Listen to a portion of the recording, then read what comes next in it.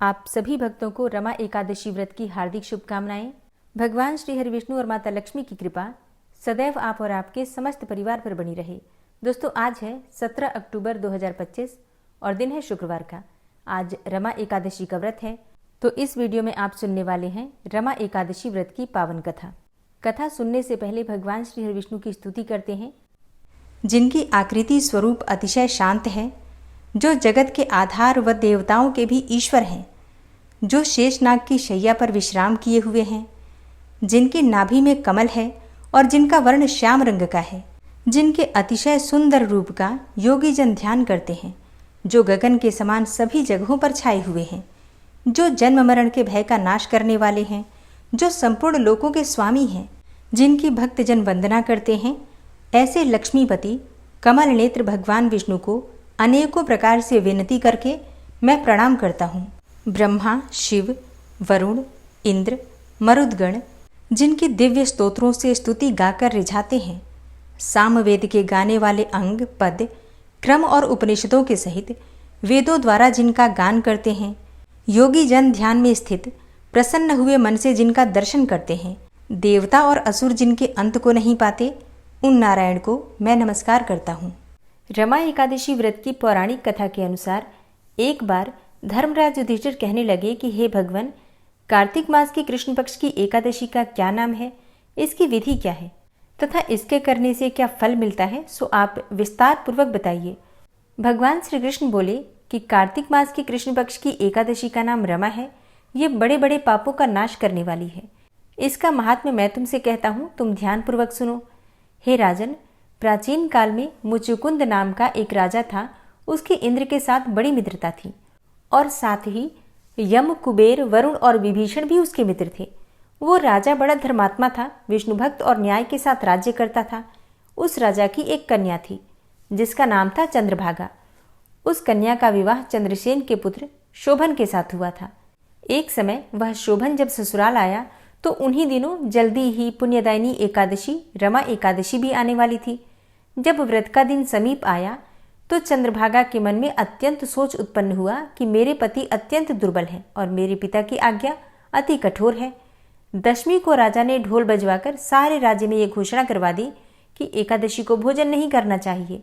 अब ढोल की घोषणा सुनते ही शोभन को अत्यंत चिंता हुई और वो अपनी पत्नी से कहने लगा कि प्रिय, अब क्या करना चाहिए? मैं किसी प्रकार भी भूख सहन नहीं कर सकता। ऐसा उपाय बतलाओ कि जिससे मेरे प्राण बच सके, अन्यथा मेरे प्राण अवश्य निकल जाएंगे।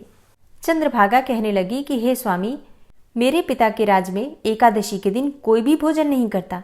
हाथी, घोड़ा, ऊंट, बिल्ली, गौ आदि भी तृण, अन्न, जल आदि ग्रहण नहीं कर सकते। फिर मनुष्य का तो कहना ही क्या है। यदि आप भोजन करना चाहते हैं तो किसी दूसरे स्थान पर चले जाइए, क्योंकि यदि आप यहीं रहना चाहते हैं तो आपको ये व्रत अवश्य करना पड़ेगा। ऐसा सुनकर शोभन कहने लगा कि हे प्रिय, मैं अवश्य व्रत करूंगा। जो भाग्य में होगा वो देखा जाएगा। इस प्रकार से विचार करके शोभन ने व्रत रख लिया और वो भूख और प्यास से अत्यंत पीड़ित होने लगा। जब सूर्य नारायण अस्त हो गए और रात्रि को जागरण का समय आया, जो वैष्णवों को अत्यंत हर्ष देने वाला था, परंतु शोभन के लिए अत्यंत दुखदायी हुआ। प्रातःकाल होते ही शोभन के प्राण निकल गए। तब राजा ने सुगंधित काष्ठ से उसका दाह संस्कार करवाया, परंतु चंद्रभागा ने अपने पिता की आज्ञा से अपने शरीर को दग्ध नहीं किया और शोभन की अंत्येष्टि क्रिया के बाद अपने पिता के घर में ही रहने लगी। रमा एकादशी के प्रभाव से शोभन को मंदराचल पर्वत पर धन धान्य से युक्त तथा शत्रुओं से रहित एक सुंदर देवपुर प्राप्त हुआ। वह अत्यंत सुंदर रत्न और वैदुर्यमणि जटित स्वर्ण के खंभों पर निर्मित अनेकों प्रकार की स्फटिक मणियों से सुशोभित भवन में बहुमूल्य वस्त्र आभूषणों तथा छत्र और चंवर से विभूषित गंधर्व और अप्सराओं से युक्त सिंहासन पर आरूढ़ होकर ऐसा शोभायमान होता था मानो दूसरा इंद्र विराजमान हो। एक समय मुचुकंद नगर में रहने वाले एक सोम शर्मा नामक ब्राह्मण तीर्थ यात्रा करता हुआ घूमता फिरता उधर जा निकला और उसने शोभन को पहचान कर कि ये तो राजा का जवाई शोभन है, उसके निकट गया। शोभन भी उसे पहचान कर अपने आसन से उठकर उसके पास आया और प्रणाम आदि करके कुशल प्रश्न किया। ब्राह्मण ने कहा कि राजा मुचुकंद और आपकी पत्नी कुशल से हैं। नगर में भी सब प्रकार से कुशल हैं, परंतु हे राजन, हमें आश्चर्य हो रहा है। आप अपना वृतांत कहिए कि ऐसा सुंदर नगर जो कभी न देखा न सुना आपको कैसे प्राप्त हुआ। तब शोभन बोला कि कार्तिक कृष्ण पक्ष की रमा एकादशी का व्रत करने से मुझे यह नगर प्राप्त हुआ है, परंतु यह अस्थिर है। यह स्थिर हो जाए ऐसा उपाय कीजिए। ब्राह्मण कहने लगा कि हे राजन, यह स्थिर क्यों नहीं है और कैसे स्थिर हो सकता है, आप बताइए, फिर मैं अवश्य में वह उपाय करूंगा। मेरी इस बात को आप मिथ्या न समझिए। शोभन ने कहा कि मैंने इस व्रत को श्रद्धा रहित होकर किया है, अतः यह सब कुछ अस्थिर है। लेकिन यदि आप मुचुकंद की कन्या चंद्रभागा को यह सब वृतांत कहें तो यह स्थिर हो सकता है। ऐसा सुनकर उस श्रेष्ठ ब्राह्मण ने अपने नगर लौटकर चंद्रभागा से सब वृतांत कह सुनाया। ब्राह्मण के वचन सुनकर चंद्रभागा बड़ी प्रसन्नता से ब्राह्मण से कहने लगी कि हे ब्राह्मण, ये सब बातें आपने प्रत्यक्ष में देखी हैं या स्वप्न की बातें कर रहे हैं। ब्राह्मण कहने लगा कि हे पुत्री, मैंने महावन में तुम्हारे पति को प्रत्यक्ष देखा है, साथ ही किसी से विजय ना हो ऐसा देवताओं के नगर के समान उनका नगर भी देखा है। उन्होंने यह भी कहा है कि यह स्थिर नहीं है, जिस प्रकार यह स्थिर हो सके वो उपाय करना चाहिए। चंद्रभागा कहने लगी कि हे विप्र, तुम मुझे वहां ले चलो। मुझे पतिदेव के दर्शन की तीव्र लालसा भी है। मैं अपने किए हुए पुण्य से उस नगर को स्थिर बना दूंगी। आप ऐसा कार्य कीजिए जिससे उनका और हमारा संयोग हो, क्योंकि वियोगी को मिला देना महान पुण्य है। सोम शर्मा यह बात सुनकर चंद्रभागा को लेकर मंदराचल पर्वत के समीप वामदेव ऋषि के आश्रम पर गया। वामदेव जी ने सारी बातें सुनकर वेद मंत्रों के उच्चारण से चंद्रभागा का अभिषेक कर दिया। तब ऋषि के मंत्र के प्रभाव और एकादशी के व्रत से चंद्रभागा का शरीर दिव्य हो गया और वह दिव्य गति को प्राप्त हो गई। इसके बाद बड़ी प्रसन्नता के साथ अपने पति के निकट गई। अपनी प्रिय पत्नी को आते देखकर शोभन अति प्रसन्न हुआ और उसे बुलाकर अपनी बाईं तरफ बिठा लिया। चंद्रभागा कहने लगी कि हे प्राणनाथ, आप मेरे पुण्य को ग्रहण कीजिए। अपने पिता के घर जब मैं 8 वर्ष की थी तब से विधि पूर्वक एकादशी के व्रत को श्रद्धा पूर्वक करती आ रही हूँ। इस पुण्य के प्रताप से आपका ये नगर स्थिर हो जाएगा तथा समस्त कर्मों से युक्त होकर प्रलय के अंत तक रहेगा। इस प्रकार चंद्रभागा ने दिव्य आभूषण और वस्त्र धारण किए और सुसज्जित होकर अपने पति के साथ आनंद पूर्वक रहने लगी। हे राजन, मैंने यह रमा एकादशी का महात्म्य कहा है। जो मनुष्य इस व्रत को करते हैं उनके ब्रह्म हत्या इत्यादि समस्त पाप नष्ट हो जाते हैं। कृष्ण पक्ष हो या फिर शुक्ल पक्ष, दोनों की एकादशियां समान हैं, इनमें कोई भेदभाव नहीं है, दोनों समान ही फल देती हैं। जो मनुष्य इस महात्म्य को पढ़ते अथवा सुनते हैं वे समस्त पापों से छूटकर विष्णु लोक को प्राप्त होते हैं। तो प्रेम से बोलिए भगवान श्री हरि विष्णु की जय। और किसी भी एकादशी का व्रत बिना एकादशी माता की कथा सुने पूरा नहीं माना जाता, इसलिए एकादशी माता की कथा प्रत्येक एकादशी पर जरूर सुननी चाहिए। तो अब आप सुनेंगे एकादशी माता की कथा। एकादशी माता की कथा के अनुसार मुर नामक एक दैत्य था। रावण और कंस की तरह वो भी बड़ा आतंक मचाता था और स्वर्ग में देवों सहित सभी को पीड़ा देता था। सब लोग उससे रक्षा मांगकर श्रीमन नारायण की शरण में गए। भगवान ने कहा, मैं उसे संभालता हूँ, तुम चिंता मत करो।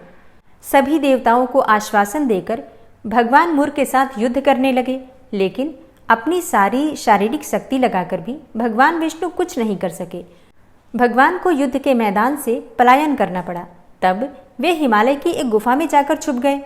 मुर भी उनका पीछा करते हुए वहीं पहुंच गया। भगवान ने ध्यान करना शुरू किया और उनके मन से एक शक्ति उत्पन्न की, उनकी मानसिक शक्ति, और इस शक्ति ने बाहर आकर मुर को अपनी तलवार से मार डाला। हम जानते हैं कि शरीर में 10 इंद्रियां हैं, 5 ज्ञानेंद्रिय और 5 कर्मेंद्रिय। 11वीं इंद्रिय है मन। संस्कृत में एकादशी का अर्थ है 11।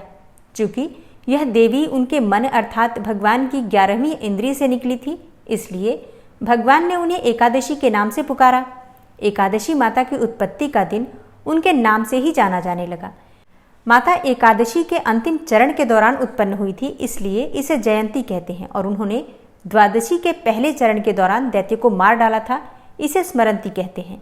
अब एकादशी के दिन व्रत क्यों करना चाहिए, भोजन क्यों नहीं करना चाहिए, तो इस बारे में भगवान ने घोषणा की कि एकादशी के दौरान देवी के इस महान कार्य के कारण पूरे जगत में कोई भी पाप नहीं रहेगा, लेकिन पाप तो पहले से ही है। जब उसने यह सुना तो पाप पुरुष आश्रय की तलाश में इधर उधर भागने लगा। एकादशी के दौरान वह कहाँ रहेगा? वह जहां भी गया सभी ने उसे आश्रय देने से इनकार कर दिया। तब अंत में भोजन अर्थात अन्न एकादशी के दौरान उसे आश्रय देने के लिए सहमत हो गया।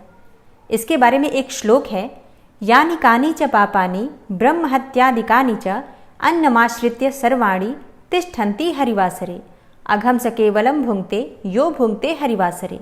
तो एकादशी के दौरान सभी पाप भोजन में ही आश्रय लेते हैं, और जो कोई मनुष्य इस दौरान यानी एकादशी के दौरान भोजन करता है, ये पाप उस व्यक्ति में प्रवेश करेंगे और रोग, समस्या, हानि, परेशानी इत्यादि बन जाएंगे।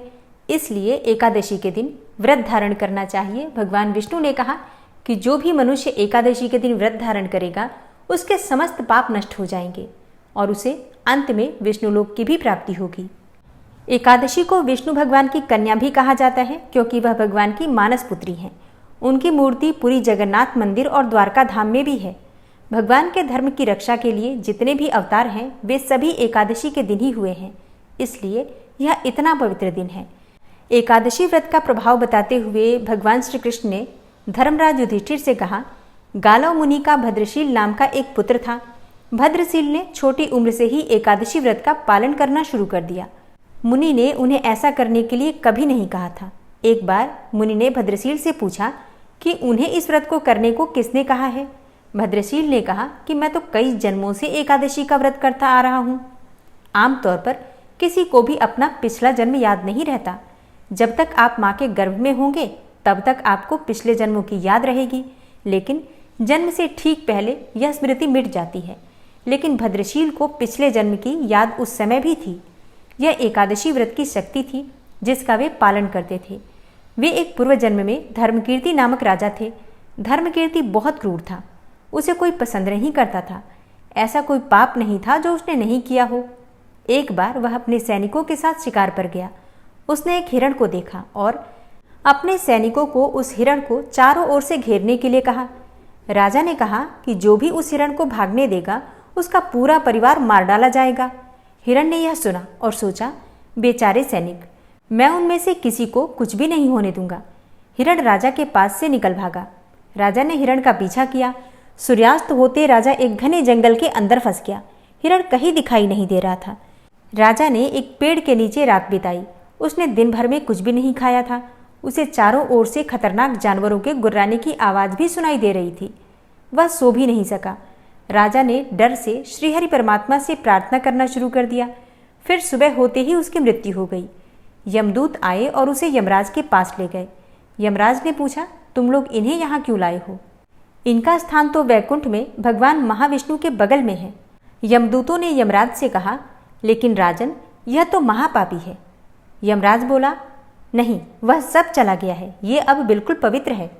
जिस दिन इसकी मृत्यु हुई वह एकादशी थी।